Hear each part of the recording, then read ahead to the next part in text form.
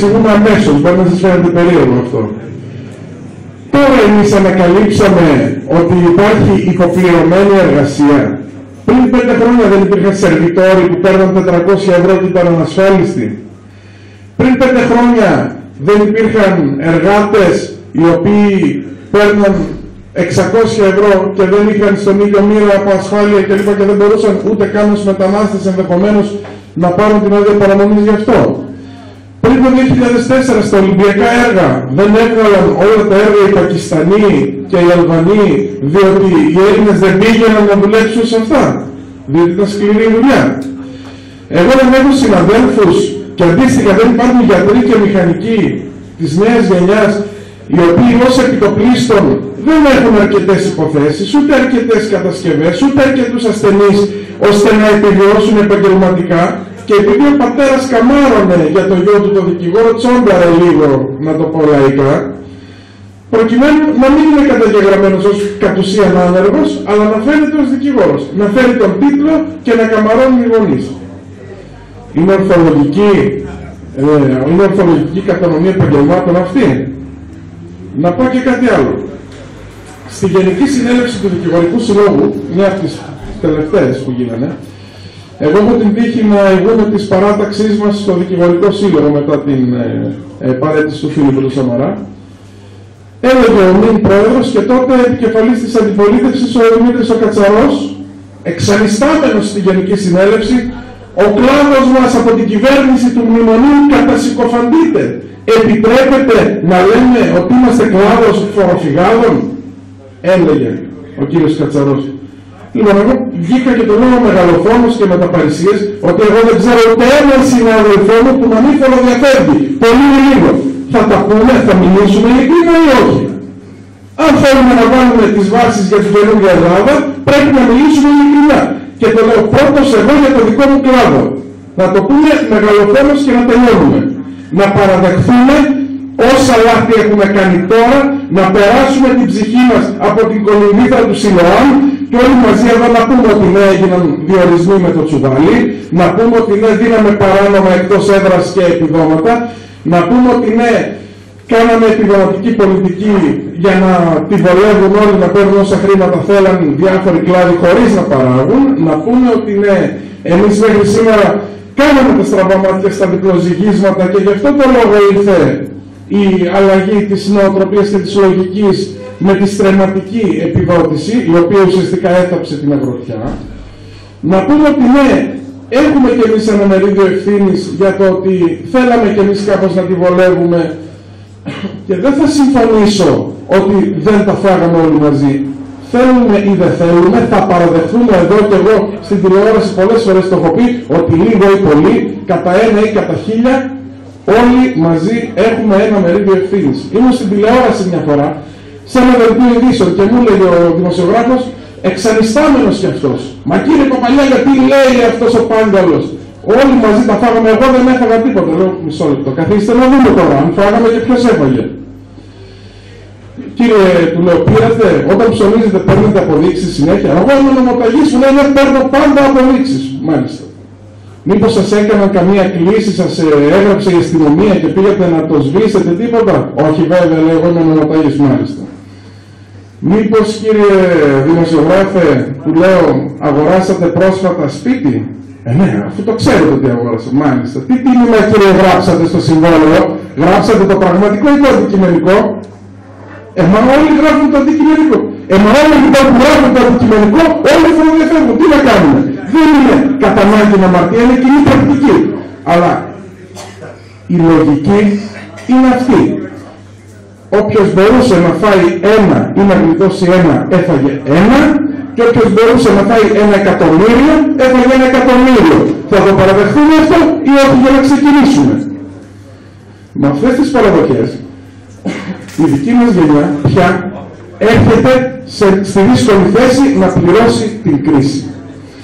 Η δική μας γενιά δεν έχει κανένα πρόβλημα, πραγματικά, πριν της αυξανόμενης ανεργίας και δεν έχει κανένα πρόβλημα να δουλέψει τώρα, να βρει τις ευκαιρίες της, να τις ψάξει και να μπει στην πρωτοπορία. Μέχρι σήμερα λοιπόν, Εγώ δεν δέχομαι τη λαϊκίστικη αντίληψη ότι το Πασόκ μας έκοψε μισθούς, μας έβαλε στο μνημόνιο κλπ. Γι' αυτό να καταψηφιστεί το Πασόκ. Ο χώρος της κεντροαριστεράς διαχρονικά, ιστορικά υπάρχει, είτε λέγεται Κόμμα Φιλελευθέρων επί Ελευθερίου Βενιζέλου, είτε λέγεται Ένωση Κέντρου επί Γεωργίου Παπανδρέου, είτε λέγεται Πασόκ επί Ανδρέα Παπανδρέου, Κώστα Σιμίτη, Γιώργου Παπανδρέου και Ευάγγελου Βενιζέλου. Ο χώρος αυτός υπάρχει, πρωτοπορεί, ο χώρος αυτός φέρνει τις μεγάλες τομές στη χώρα και είναι ιδεολογικά και πολιτικά κυρίαρχος. Αυτός ο χώρος, αν ας πούμε άλλαζε τον τίτλο αύριο και δεν λεγόταν Πασόκ, και ερχόταν ο Βενιζέλος και το βάφτιζε νέοι σοσιαλδημοκράτες, ας πούμε, θα άλλαζε κάτι? Τα στελέχη δεν θα ήταν τα ίδια, ιδεολογικά το ίδιο δεν θα μας εξέφραζε αυτός ο τίτλος? Μην χτυπάτε λοιπόν την πινακίδα. Χτυπήστε το κομμάτι του περιεχομένου που δεν σας αρέσει, που θεωρείτε ότι σας έδειξε, που θεωρείτε ότι μπορεί να πάει πίσω την κατάσταση. Συγγνώμη, για το λόγο αυτό, από εδώ τώρα και για να μην καταχρεωστώ τον χρόνο, σας καλώ για τα εξής. Η καινούργια ηγεσία, ο Ευάγγελος Βενιζέλος, ήρθε και ανέλαβε το Υπουργείο Οικονομικών σε μια πάρα πολύ κρίσιμη περίοδο για τη χώρα.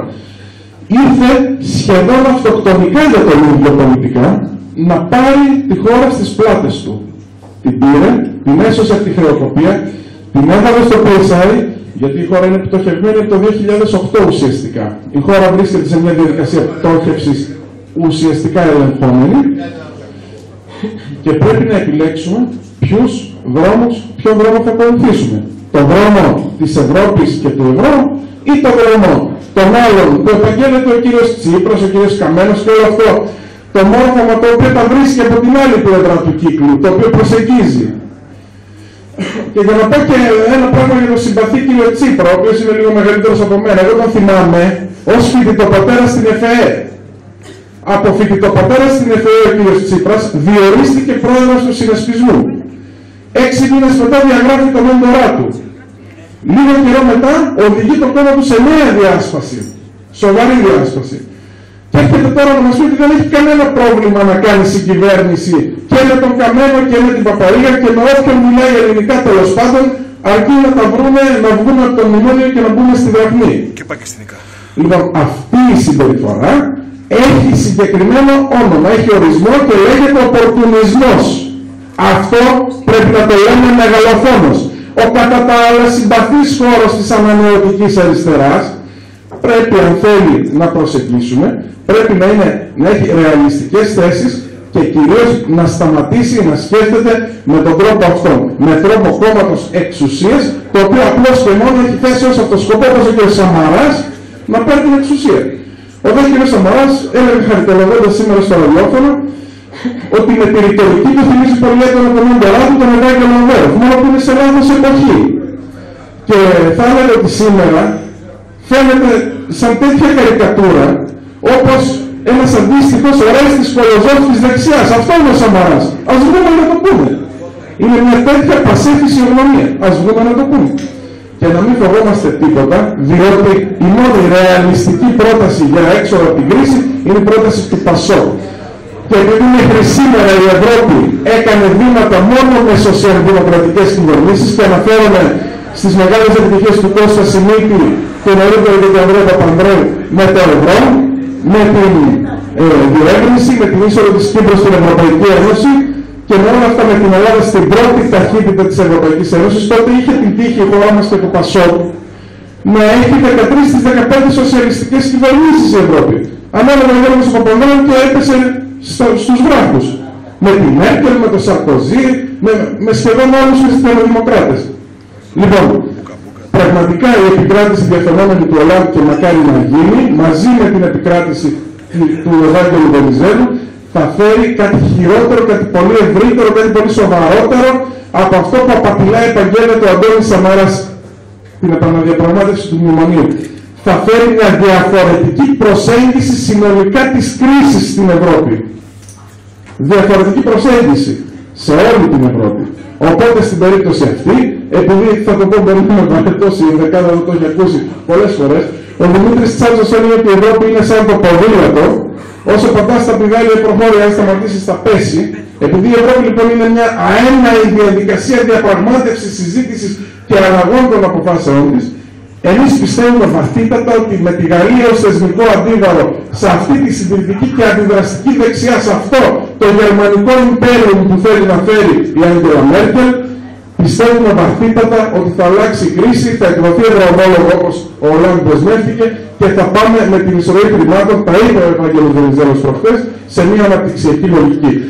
Λοιπόν, η νέα γενιά την οποία φέρνει στο προσκήνιο η νέα ηγεσία, η καινούργια λογική που φέρνει στο προσκήνιο το ΠΑΣΟΚ με την ηγεσία του Ευάγγελου Βενιζέλου, η καινούργια διαδικασία η οποία έρχεται, η εισρωή των καινούργιων χρημάτων, η αλλαγή της νοοτροπίας, η νέα γενιά θα είναι στην πρωτοπορία, η νέα γενιά θα είναι εδώ και η νέα γενιά θα είναι μπροστά με τον Ευάγγελο Βενιζέλο και το ΠΑΣΟΚ αύριο πρώτο κόμμα. Γεια σας και με την νίκη.